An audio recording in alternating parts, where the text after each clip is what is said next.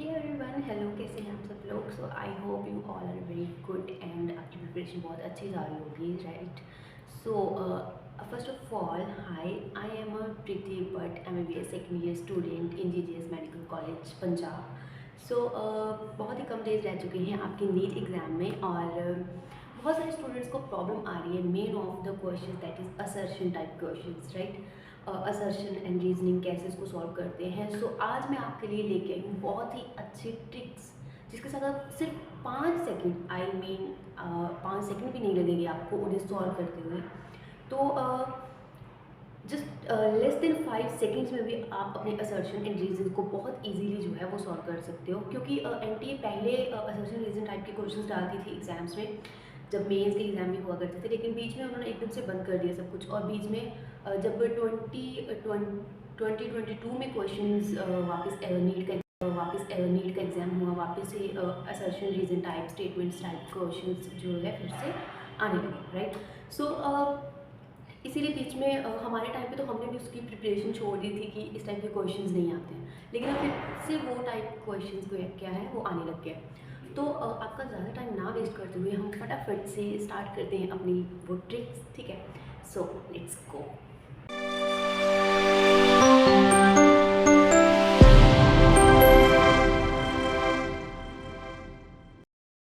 So hey guys, let's start the question that's I have first question, ठीक है, जो कि 2023 में आ चुका है, ठीक है। सो ये भी देखो, assertion we have given two things. First is you have given assertion and reason, ठीक है। अब इसमें क्या है कि मेन सबसे पहली चीज़, हमें असर्शन क्या है, एक हमें स्टेटमेंट गिवन है, और रीज़न क्या है, उस स्टेटमेंट का रीज़न गिवन है कि अगर कुछ ऐसा हो रहा है तो क्या उसका रीज़न बिल्कुल ठीक है या गलत है। देन हमें उन 4 ऑप्शंस में से कोई एक ऑप्शन टिक करनी होती है जो कि बिल्कुल इसको फॉलो कर रही हो, ठीक है।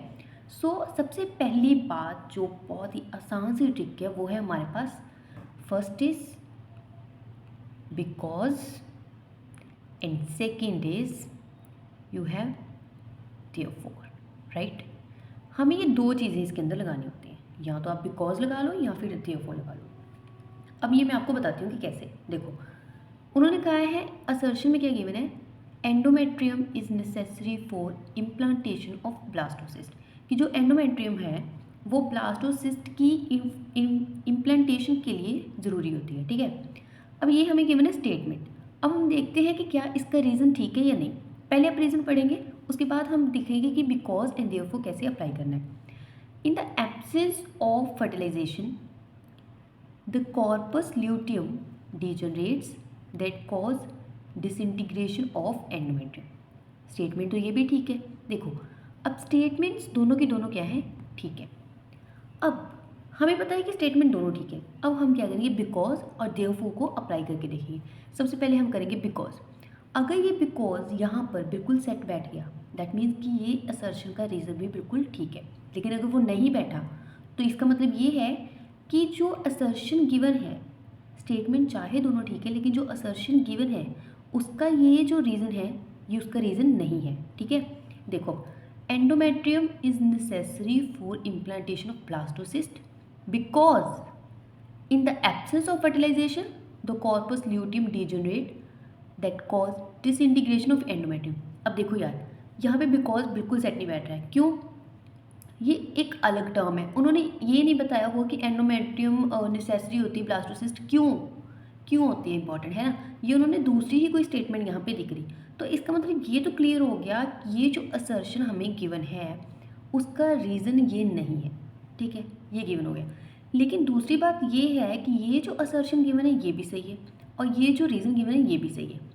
अब हम स्टेटमेंट पढ़ते हैं और इसके जो आंसर है वो पढ़ते हैं। जैसे कि ए में लिखा हुआ है, कहते हैं both A and R true. ये तो सही है, दोनों ठीक है, but R is not the correct explanation of A. दोनों ठीक हैं, बट जो आर है ना, वो जो रीज़न है वो असर्शन का बिल्कुल भी रियल एक्सप्लेनेशन नहीं है। तो ये तो स्टेटमेंट ठीक होगी, है ना। तो इसका हम आंसर कर देंगे टिक 1। तो आपको ये बीच में ज़रूर लगाना है, या तो बिकॉज या तो देयरफॉर। अगर आप बिकॉज लगाते हो ना तो आपको फिर पता चलता है कि जो आपको असर्शन गिवन है उसकी ये जो आपको रीज़न गिवन है, क्या ये रीज़न उसी का है या नहीं, ठीक है। सो ये हो गया हमारा फर्स्ट क्वेश्चन। अब हम नेक्स्ट क्वेश्चन ट्राई करते हैं। So next question you have, they said given below are two statement, one is labeled as assertion and the other is labeled as a reason. ये नीट 2022 का question है. अब हमें जो assertion given है उसमें है osteoporosis is characterized by decreased bone mass and increased chance of fracture. ये बिल्कुल ट्रू स्टेटमेंट है कि जो ओस्टियोपोरोसिस होती है उसमें क्या होता है, जो बोन है उसका मास जो है वो क्या होने लगता है, डिक्रीज होने लगता है, और जो क्या होता है उसके फ्रैक्चर होने के चांसेस क्या हो जाते हैं, बढ़ जाते हैं. ठीक है. अब हम देखते हैं कि ये रीज़न, अब हम क्या करेंगे, यहाँ पे लगाएंगे बिकॉज. ठीक है, क्या लगाएंगे, because. They said osteoporosis is characterized by decreased bone mass and increased chance of fracture because common cause of osteoporosis is increased level of estrogen. What is this? क्या ये बिकॉज यहाँ पे बिल्कुल परफेक्ट बैठ रहा है? देखो, अगर उन्होंने ये बताया है तो इसका बिकॉज आना चाहिए था कि उसका कोई रीज़न है ना कि ऑस्टियोपोरोसिस इसमें ऐसा क्यों होता है ऑस्टियोपोरोसिस होने की वजह से. लेकिन ये तो बिल्कुल ही अलग स्टेटमेंट हो गई ना कि एस्ट्रोजन वो होता है, कॉमन कॉज होता है. और यहाँ पे एक चीज़ तो वैसे ही गलत हो गई है कि एस्ट्रोजन के लेवल बढ़ने से ऑस्टियोपोरोसिस नहीं होता, इसके लेवल कम होने से जब ये डिक्रीज़ होता है तब होता है. ठीक है. तो अब देखो ये बिकॉज यहाँ पे बिल्कुल सेट नहीं बैठ रहा, दैट मीन्स कि असर्शन का रीज़न तो ये बिल्कुल नहीं है. ठीक है, एक बात तो कंफर्म हो गई.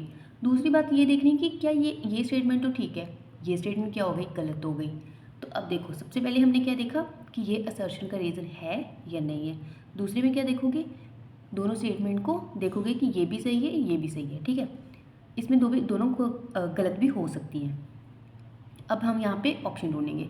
Both A and R correct.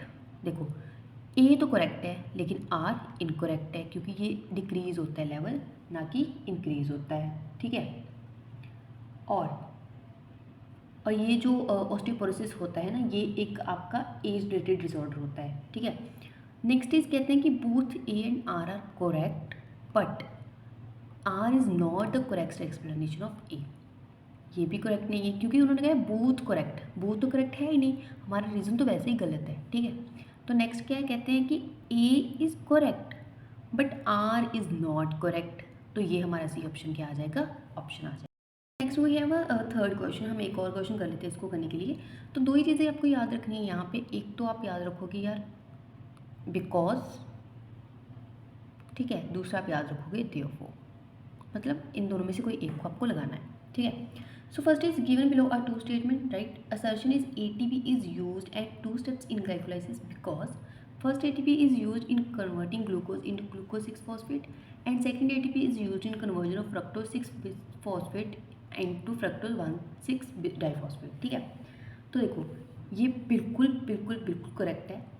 जो उन्होंने असर्शन गिवन है कि हाँ भाई दो ATPs यूज हो रही हैं, और अगर आप बिकॉज नहीं लगा सकते तो आप क्या लगाओगे, therefore first ATP is using here and second ATP using here. इसको इसमें कन्वर्ट करने के लिए यूज़ हो रही है.